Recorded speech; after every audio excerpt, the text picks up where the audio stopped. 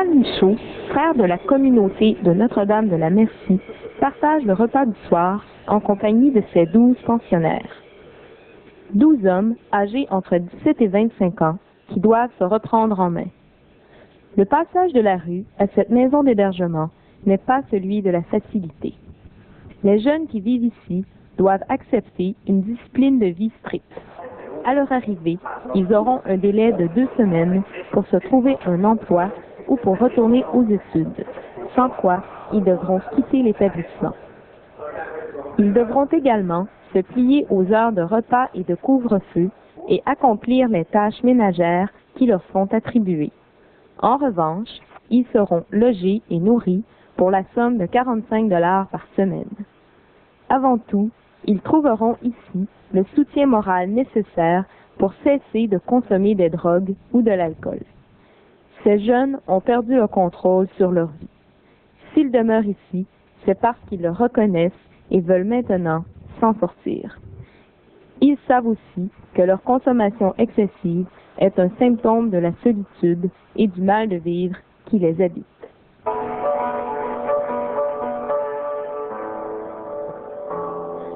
Cochise, ancien héroïnomane, craint d'être repris dans les rouages des réseaux de vente de drogue.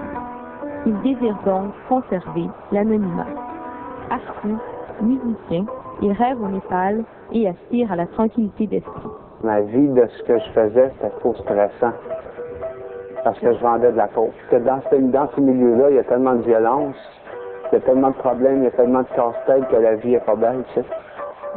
Fait qu'en prenant de l'héroïne, ben, la vie était plus belle puis moins stressante parce que la vie de vendre de la coke dans des piqueries, avec des putes, avec la police, que tu checkes tout le temps n'importe qui pour pas te faire les poches. C'est stressant. Et là, toi, tu as décidé d'arrêter. C'est pas la voie de la facilité, c'est d'arrêter. Non, mais moi, j'ai de la famille. Mon frère est là. Pour ça, j'ai pu arrêter de débarquer. Parce que ton frère te protège. Bien sûr. Sinon, tu ne pourrais pas arrêter. Ça, j'en sais trop. Tellement qu'en dernier, je dormais avec mon chien attaché. Gun craqué sur moi. Parce que j'arrivais pas à dormir, je me faisais inquiéter. Mais il faut dire et tout que je me shootais à la côte.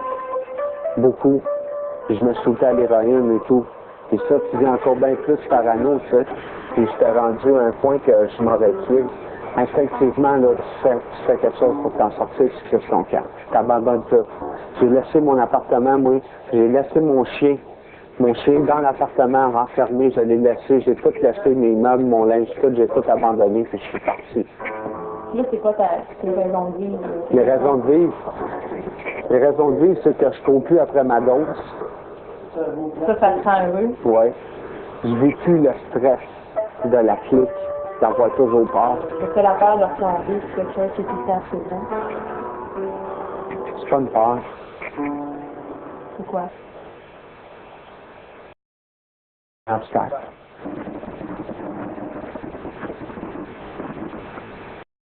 Là, quant à lui, n'a rien à cacher.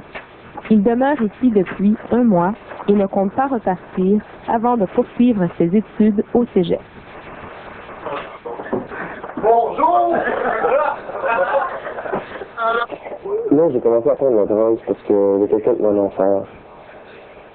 Puis j'ai pris d'autres drogues avant que la cocaïne. J'ai pris genre du hache, acide, pâte, messe. Puis c'était juste pour triper, là, tu sais. Moi, j'étais un influent faible. Puis c'était pour faire comme les autres. J'ai été adopté pour un an. Puis on a eu 2 enfants. Ma sœur est adoptée ici. Famille, là, aisée, tu sais, j'avais tout ce que je voulais, genre, manquait de rien. Parents un peu sévères, ben, je dirais un peu pas mal sévères, surtout sur l'éducation. Ça a commencé, genre, tout bonnement, je veux dire, j'avais 16 ans.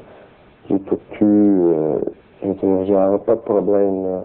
Je veux dire, j'ai pas fait des fugues, j'ai rien fait, là.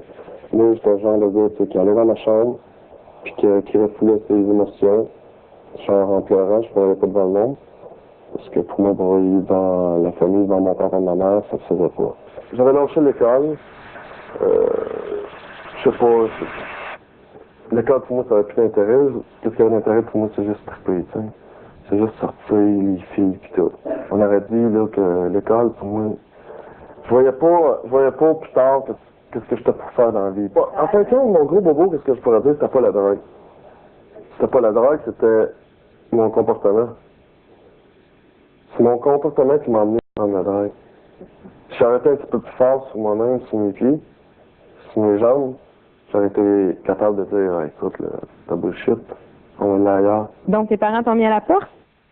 Il voulait plus me prendre chez nous, chez eux, parce qu'écoute, il était tenu de voir son gars rentrer chez lui puis se faire maganer comme ça, tu sais. Comme ils t'ont dit là, on est plus capable, sors, C'est ça. Elle dit, ça me fait de la peine, mais là, elle dit, Nicolas, tu penses à une manière que tu t'en sortes. à ce moment-là, ça a été quoi ta réaction? Là, ma réaction, c'était, ben, on peut pas me faire ça, je suis leur gars. Tu sais, là, genre, c'est pas grand-chose, t'es comme perdu un petit peu, tu sais plus où aller. Puis là, tu prends tes affaires, tu t'en vas. Moi, c'est ça que j'ai fait. Je suis parti. J'ai dit à maman, j'ai dit, ouais, tu penses ça, toi, tu fais bien ça, mais me débrouiller. Je suis parti, je me suis pas trop débrouillé. Parce que j'ai couché 2 semaines dans je couchais dans des parcs, dans des tuyaux, personne ne me voyait. Est-ce que tu te définissais comme un sans-abri? Non, parce que je me suis jamais posé la question. Je l'ai pas, j'avais peur de me poser la question. J'avais peur d'aller plus loin. Tu comprends ce que je veux dire? J'avais peur de dire, hey Nick, ce que t'es rendu. Ouais, ça, j'étais un sans-abri, là. Puis, il faut rien dans la vie. Ça me faisait trop peur de penser à ça parce que je pensais pas. Grâce à l'intervention d'un ami, il prit conscience de la précarité de sa situation. Nicolas oublia son orgueil et retourna chez ses parents. Il voulait retrouver le confort du foyer familial. Maman, j'ai dit non, je peux m'en sortir. Mais c'était du bluff. Tu croyais pas au fond de toi? Non. Oui, je voulais peut-être m'en sortir. Je voulais peut-être pas me sortir de là-dedans, mais je voulais peut-être me sortir du sans-abri. La pente est ardue à remonter pour Cochise et Nicolas. Tous les deux ont déjà cru s'en sortir à 18 ans. Mais la cure de désintoxication n'avait pas eu d'effet durable à ce moment-là. Pour moi, ça va tout le temps rester des années perdues. Pour moi, ça, je l'accepte parce que mais ça va rester pareil des années perdues. Tu n'auras pas de regret de jamais, mais c'était un regret. Je peux pas. Je veux dire des regrets. Écoute, quand j'ai pris de la drogue, je veux dire une affaire, j'ai eu du fun en esthétique. Ça, je m'en peux le dire, j'ai bien du fun. Je peux pas dire que j'ai pas eu de fun, là. Mais c'est juste qu'est-ce qui me fait vraiment de la peine, c'est que je me suis magané. J'ai perdu des années, j'ai fait du mal à mon entourage, mes parents, ma famille, tout ça. Puis moi, là-dedans, ben, je me suis laissé aller, je me suis oublié avec la drogue et tout. C'est tellement difficile quand t'as tout perdu, de tout réavoir. J'aimerais ça réavoir tout. Mais quand c'est quoi que tu as tout perdu? j'ai perdu la confiance de mes parents, j'ai perdu des bons amis, des très bons amis. J'ai perdu ma fierté. C'est dur de voir des amis qui sont partis d'où ce que j'étais, je veux dire, au secondaire. Ils sont rendus à l'université et toi, t'as pas fini ton secondaire encore. Primordial, c'est ça.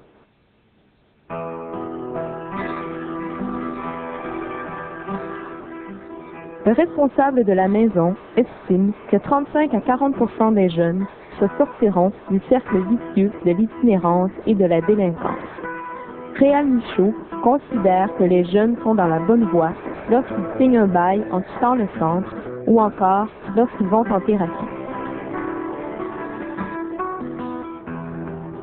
Y a-t-il un point commun entre les jeunes qui habitent ici? Oui, on a un point en commun. Ouais. On a tous besoin d'amour. On a tous manqué, genre, je crois que c'est de l'attention. Non, je peux pas dire de l'attention, mais carrément m'en ont donné. Prendre notre place, comme j'ai dit tout à l'heure, se faire valoir. Mais là, c'est comme un défi là, que je me lance. Là. pas pour rien à personne, c'est à moi. J'ai perdu des amis, j'ai perdu du temps à niaiser. Là, je vais les refaire. Ça va être dur, mais je vais les refaire.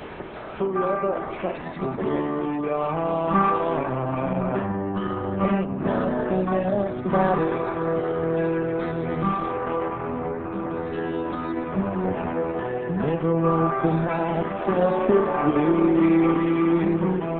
Life is ours, we live it our way.